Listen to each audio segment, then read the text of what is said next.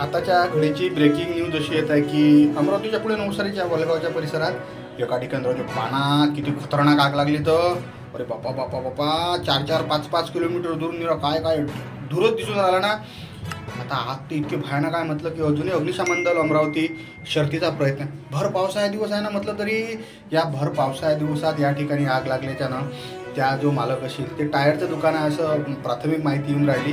तर लाखो रुपयाची मालमत्ता जळून खाक झाली आहे. अशाच प्रकारची घटना मागच्या वर्षी अमरावतीत झाली होती. त्या ठिकाणी लाखो रुपयात नुकसान झालं होतं. पण आजची आग की नाही लयच मोठी आहे ना राजो. किती दुरून दुरून हे दिसून राहिले. त्यात तो रस्ता जर म्हणसाल ट्रॅफिकचा रस्ता काया काया धुरानं सारा परिसर जो आहे की नाही एकदम डोंबला डचक पडला आहे.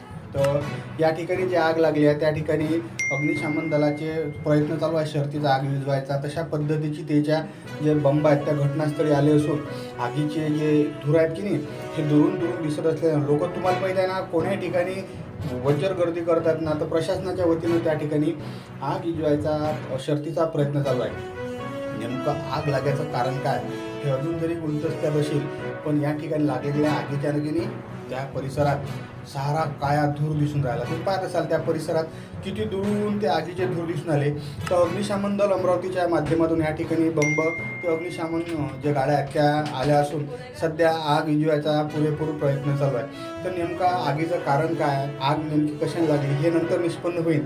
पण तुम्ही घटनास्थळीचं एक चित्र पाहून राहिले की त्या ठिकाणी अग्निशमन दलाच्या गाड्या या ठिकाणी आल्या असून त्या ठिकाणी आग विझवण्याचा शर्थीचा प्रयत्न झाला. तो पुढे बातमी आपलं चॅनल